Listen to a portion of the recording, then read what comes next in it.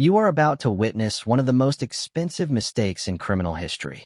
A suspect didn't just get caught by an undercover FBI agent. He actually tried to sue them afterwards.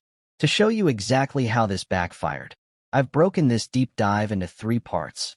Part 1 is the trap, Part 2 is the shocking reveal, and Part 3 is the lawsuit that left him bankrupt. Make sure you stick around for Part 3, because the financial aftermath is absolutely insane. Let's get into it. We're going to get you cuffed. Thank you. Thank you for complying. Because, again, I'm trying to protect you from myself, my man. I don't know you. I don't know your mental stability. I just need you. Stop. Play it cool. Stop. What you are looking at right now is a man standing on the edge of a precipice, completely unaware that the ground is about to crumble beneath his feet. In the world of high-stakes federal investigations, ignorance is not bliss. It is a one-way ticket to a federal penitentiary. Look at his demeanor. He is calm, he is collected, and he is smiling. This is what we in the legal field refer to as the pre-indictment phase. He believes he is engaging in a standard transaction, completely oblivious to the fact that he is currently the primary target of a massive sting operation orchestrated by the Federal Bureau of Investigation. I want you to pay close attention to the conversation happening right now. Every single sentence he utters is not just idle chatter. It is admissible evidence that will later be used by a federal prosecutor in a court of law to dismantle his life piece by piece. He thinks he is talking to a partner, but in reality, he is speaking to a highly trained undercover agent whose sole purpose is to bypass any potential criminal defense attorney strategies this man might try to use later. The level of deception here is legal, calculated, and devastating. Why do you need to watch this until the very last second? Because this isn't just an arrest. It's a lesson in how the legal system traps those who think they are above it. Later in this video, we will discuss the shocking attempt this man made to actually file a civil lawsuit against the Bureau, claiming entrapment, and how that legal battle ended in a financial catastrophe. But right now, he is still living in the illusion. He doesn't know that a grand jury has likely already convened. He doesn't know that his assets are being tracked for asset forfeiture. The psychology of a criminal in this moment is fascinating. He feels safe. He feels secure. But notice the subtle cues from the agent.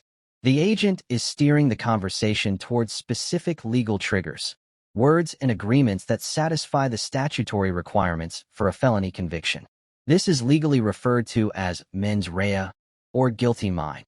The agent is ensuring that no amount of litigation or expensive legal representation can save this man once the handcuffs go on. We are seconds away from the reveal. The trap is set, the evidence is secured, and the reality check is about to hit him like a freight train. Don't blink, because the transition from arrogant criminal to desperate defendant happens in the blink of an eye. Make assumptions, all right? Do your job correctly. I'm trying to serve, man. Do your job correctly, man. Okay. That's my bad. Okay? Do your job That's correctly. my bad. It's people like you that got the system really messed up. And there it is, the most expensive silence of his life. That pause you are hearing? That is the sound of his liability skyrocketing. In this specific nanosecond, his brain is attempting to process a catastrophic failure of judgment. The agent has just identified himself. The smile is gone. The confidence has evaporated.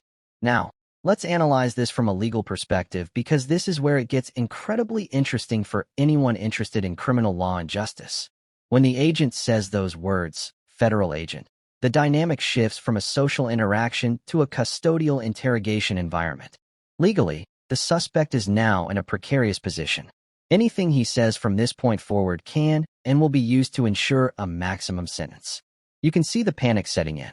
This is the moment where most suspects wish they had a top-tier defense attorney on speed dial.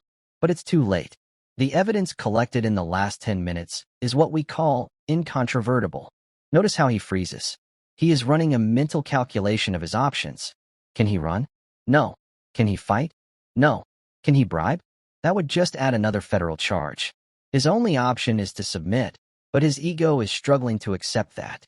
This footage is a goldmine for law enforcement training, but it is also a cautionary tale about the reach of the federal government.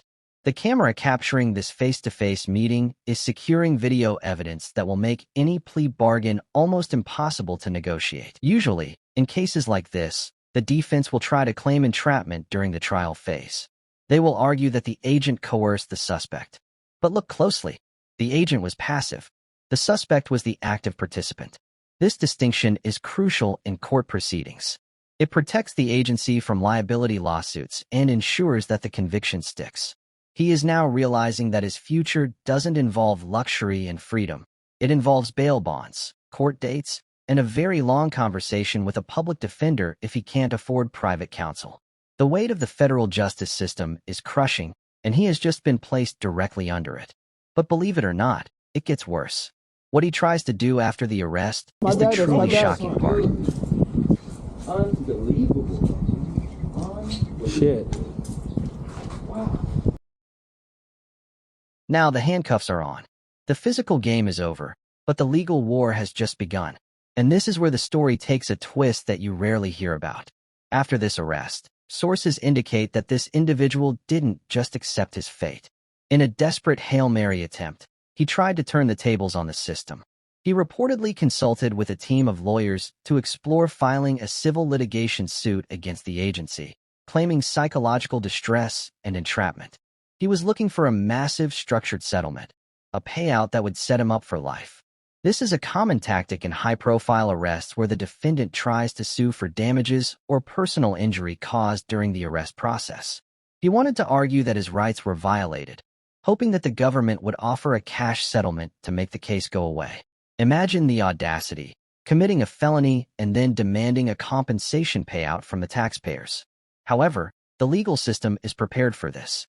The qualified immunity doctrine protects agents acting within the law. Instead of a payday, this man faced the full wrath of the judicial system. Not only was his lawsuit dismissed, but the legal fees for his defense counsel likely drained every penny he had. We are talking about hundreds of thousands of dollars in legal fees and court costs. When you go up against the federal government in a court of law, you need more than just confidence. You need a miracle. His attempt to secure a financial settlement failed miserably. Instead of walking away with a check, he walked away with a prison sentence. This serves as a stark reminder: the house always wins. In the end, there was no insurance policy that could cover his mistakes. There was no mesothelioma attorney-style miracle payout waiting for him. Just the cold, hard reality of justice served. He went from chasing illegal profits to losing his freedom and his fortune in a single afternoon. If this deep dive into the intersection of crime, psychology, and high-stakes litigation fascinated you, make sure you subscribe. We don't just watch the clips, we analyze the consequences. From the initial mistake to the final gavel in the Supreme Court or District Court, we cover it all. Don't forget to check the pinned comment for more legal breakdowns. Thanks for watching, and remember, the law is always watching. If you found this breakdown valuable, please hit that like button, and don't forget to subscribe so you don't miss our next legal deep dive. Thanks for watching.